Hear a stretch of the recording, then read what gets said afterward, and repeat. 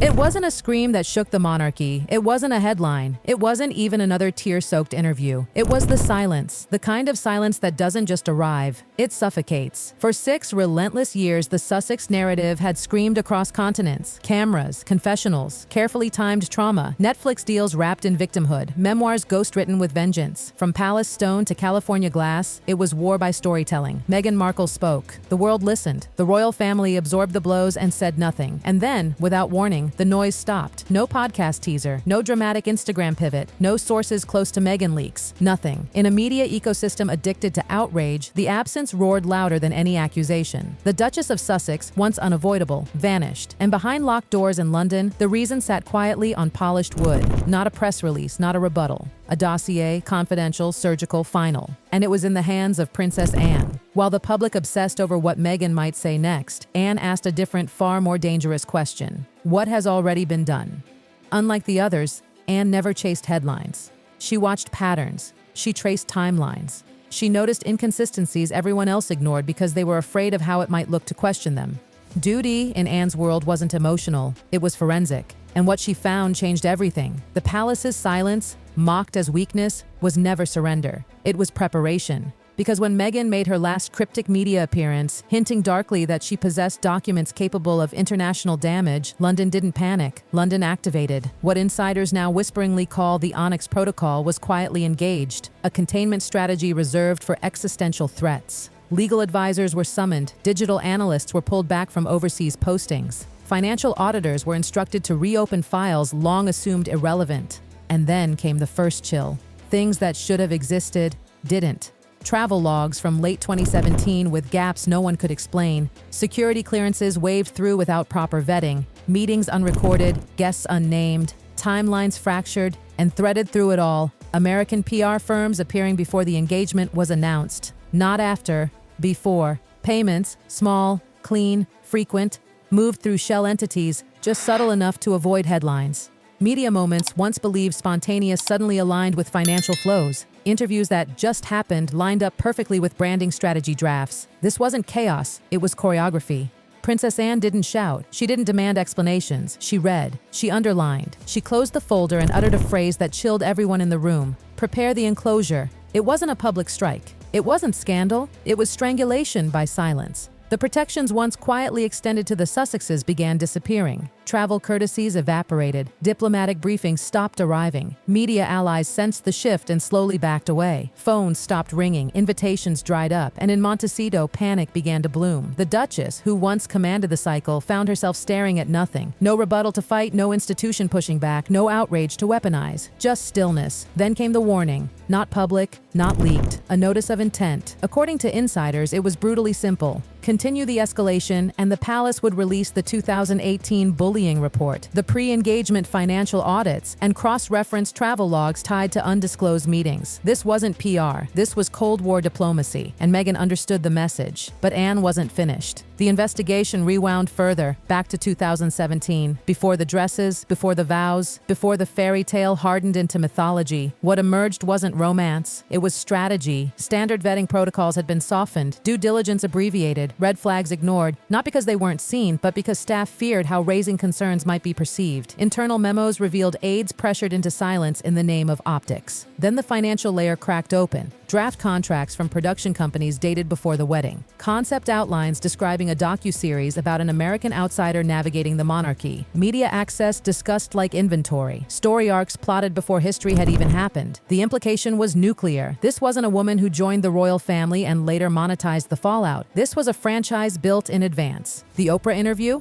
A climax. Netflix? A continuation. Victimhood? A shield. And once Anne saw it, she couldn't unsee it. She escalated beyond palace walls, commissioning constitutional reviews, dusting off the letters patent, asking the unthinkable legal question, His silence became louder than her frustration. He had realized something devastating. The war he thought he was fighting for truth had been built on curated half-truths and monetized grief. The final blow didn't arrive with cameras. It arrived as an update, buried deep on the official royal website. Nestled inside a routine administrative realignment, one sterile sentence appeared. As of March 1st, 2026, the roles and designations of the Duke and Duchess of Sussex are concluded in accordance with revised constitutional guidelines. No spectacle, no condemnation, just absence. And then Parliament moved. The Royal Succession Clarification Bill passed without debate. No names, just a rule. No individual permanently residing abroad while engaged in private commercial enterprise may retain constitutional proximity to the sovereign. That single clause erased Harry. No coronet removed, no exile declared, just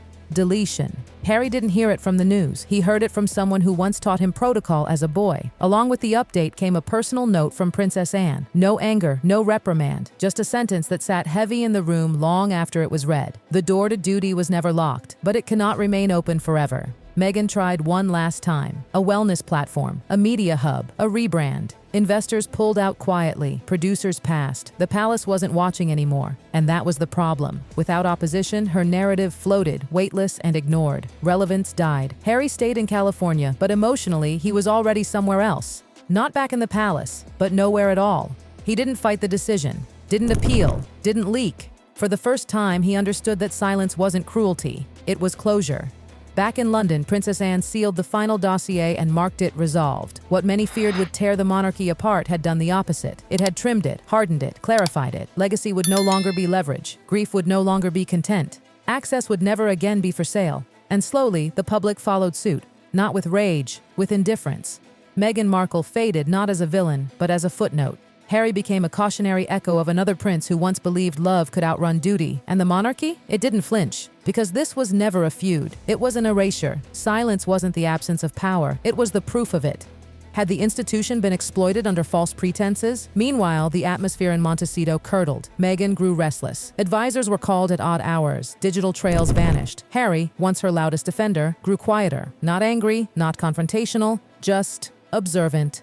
And then a package arrived, unmarked, secure, delivered through channels that didn't exist on any map. Inside were transcripts, redacted summaries, timelines from the internal 2018 investigation. No accusations, just facts. Harry read them alone, and something broke. Not loudly, not dramatically, but once trust cracks, it never makes noise again. He started replaying conversations, noticing recordings, remembering moments that felt staged in hindsight. The man who believed he was protecting his family began to wonder whether he'd been protecting a plan. He didn't confront her. He withdrew, and Anne noticed. Because this operation was never about public humiliation. It was about collapse from within. Back in London, the Queen's final gift surfaced, a sealed folder entrusted to Anne before her death. Early risk assessments, patterns, concerns smoothed over for the sake of peace. Anne had waited. Now, she moved. A shadow task force formed. Lawyers, historians, security veterans. Their mission was chillingly precise. Sever the Sussexes cleanly without damaging the crown. No war, no spectacle, extraction. And as Catherine quietly embodied stability on the world stage, Meghan's relevance began to decay. Proposals stalled, investors hesitated, allies drifted. Silence followed her everywhere she went. Because Anne understood something Meghan never did. Noise needs resistance. And London had turned off the sound. The silence didn't just linger, it metastasized. In Montecito, it became impossible to ignore. Meghan had built her power on reaction, outrage, rebuttal, applause, backlash, rinse, repeat. But now every provocation landed in a vacuum. Editors stalled, executives hesitated, allies who once rushed to defend her suddenly discovered scheduling conflicts. Silence, when sustained long enough, stops feeling strategic and starts feeling personal. And that's when desperation crept in. Drafts began circulating again. New narratives, sharper angles, bigger accusations. A second memoir outline, a final truth interview concept. The idea was simple: force London to respond. Drag the monarchy back into the ring where emotion could be weaponized. But Princess Anne had already mapped every possible escalation. Nothing Meghan prepared surprised London anymore. Trademarks, production slates, travel bookings, not through surveillance, but through infrastructure. Anne didn't watch Meghan. She watched the systems around her, and one by one, those systems began quietly disconnecting. Then came the moment Harry stopped pretending. Friends noticed first. He withdrew from meetings, stopped insisting they were on the right side of history, spent long stretches alone, staring at the Pacific like it might answer questions London never would. The illusion cracked not with a fight, but with a realization. The palace hadn't been cruel, it had been certain.